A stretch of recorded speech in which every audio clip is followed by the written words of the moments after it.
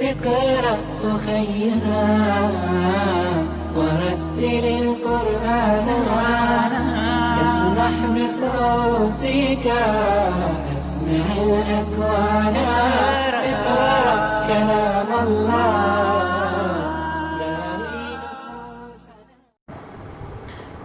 السلام عليكم ورحمة الله وبركاته. بسم الله الرحمن الرحيم. الحمد لأهله والصلاة على أهلها. أما بعد، فقد قال الله تبارك وتعالى في الطهارة: إن الله يحب التوابين ويحب المتطهرين. وقال تعالى: فيه رجال يحبون أن يتطهروا والله يحب المطهرين. صدق الله العظيم. اللهم صل على محمد وعلى آل محمد وبارک وسلم.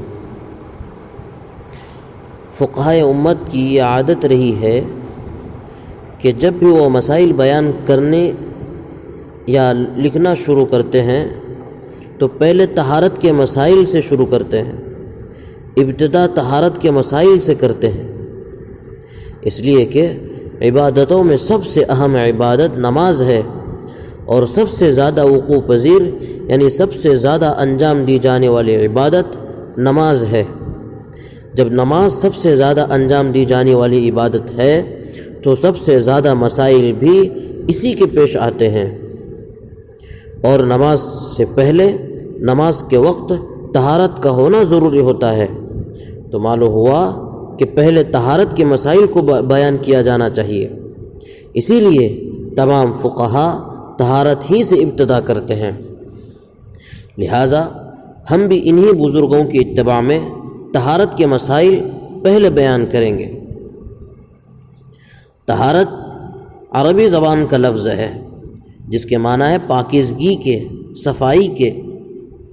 شریعت میں طہارت کے معنی ہے نجاست حکمی یعنی وضو کو واجب کرنے والی نجاست، اور نجاست حقیقی یعنی غسل کو واجب کرنے والی نجاست سے پاک ہو. نجاست حکمی اور نجاست حقیقی سے پاک ہو. شریعت میں طہارت کی بڑی ہی اہمیت ہے. قرآن کریم میں ہے: فیہ رجال یحبون ان یتطہروا واللہ یحب المطہرین، یعنی جو لوگ پاک صاف رہتے ہیں اللہ تبارک و تعالی ایسے لوگوں کو پسند کرتے ہیں. علماء نے ایک عجیب بات لکھی ہے کہ اللہ تبارک و تعالی نے اپنے نبی صلی اللہ علیہ وسلم کو جب نبوت عطا فرما دی، اور نبوت عطا فرمانے کے بعد 3 سال تک وحی بند رہی، پھر 3 سال کے بعد وحی آنا شروع ہو گئی، تو اللہ تبارک و تعالی نے سب سے پہلے جو حکم دیا وہ ہے: یا ایھا المدثر، اے کملی اوڑھنے والے، قم، کھڑے ہو جائیے، فانذر، اور لوگوں کو ڈرائیے. پھر فرمایا: وربک فکبر، اے نبی اپنے رب کی بڑائی بیان کرتے رہیے. پھر تیسرا حکم دیا اللہ تبارک و تعالی نے اپنے نبی کو، اور وہ یہ ہے: فثیابک فطہر، یعنی اے نبی اپنے کپڑوں کو پاک رکھیے. طہارت کی اہمیت اس سے معلوم ہوتی ہے کہ اللہ تبارک و تعالی نے اپنی بڑائی کے بعد جو حکم دیا وہ ثیابک فطہر، پہلے اللہ کی بڑائی کو بولا گیا، پہلے اللہ کی بڑائی کا حکم دیا گیا، اور بعد میں کہا گیا وثیابک فطہر، اپنے کپڑوں کو پاک رکھیے. حضور اکرم صلی اللہ علیہ وسلم نے ارشاد فرمایا: اسلام پاک ہے لہٰذا تم پاکیزگی اختیار کرو. دوسری جگہ ارشاد فرمایا: مفتاح الجنت الصلاۃ ومفتاح الصلاۃ الوضوء، کہ جنت کی کنجی نماز ہے اور نماز کی کنجی وضو یعنی طہارت ہے. کہیں فرمایا: الطہور شطر الایمان، یعنی پاکی آدھا ایمان ہے. اسی طرح ترمذی شریف کی روایت ہے، حضور اکرم صلی اللہ علیہ وسلم ارشاد فرماتے ہیں: ان اللہ طیب یحب الطیب، نظیف یحب النظافۃ، کریم یحب الکرم، جواد یحب الجود، فنظفوا افنیتکم وفی روایت افنائکم، کہ اللہ تبارک و تعالیٰ پاک ہیں اور پاکیزگی کو پسند کرتے ہیں، نظیف ہیں اور نظافت کو پسند کرتے ہیں۔ حضور اکرم صلی اللہ علیہ وسلم نے گھر کے اندر تو اندر، گھر کے باہر سڑکوں کو بھی صاف کرنے کا حکم دیا، اور اس بات سے سخت منع کیا گیا کہ لوگ راستوں اور سڑکوں پر گندگی مچائے، گند مچائے اور دیواروں اور سایوں میں پیشاب پاخانہ کرے۔ ارشاد فرمایا اتقوا اللعانین، قالوا وما اللعانان یا رسول اللہ؟ قال صلی اللہ علیہ وسلم الذی یتخلی فی طریق الناس او فی ظلہم۔ دو قابل لعنت چیزوں سے بچو۔ حضور اکرم صلی اللہ علیہ وسلم نے ارشاد فرمایا دو قابل لعنت چیزوں سے بچو۔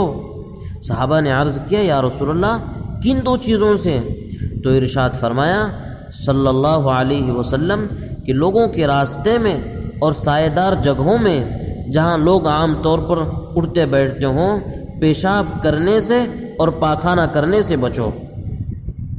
مذکورہ بالا آیات اور روایات سے طہارت کی اہمیت کا پتہ چلتا ہے۔ اسی طرح جہاں شریعت نے پاکی کا حکم دیا، وہی ناپاکی کی برائی اور اس کے نقصانات بھی بیان فرمائے۔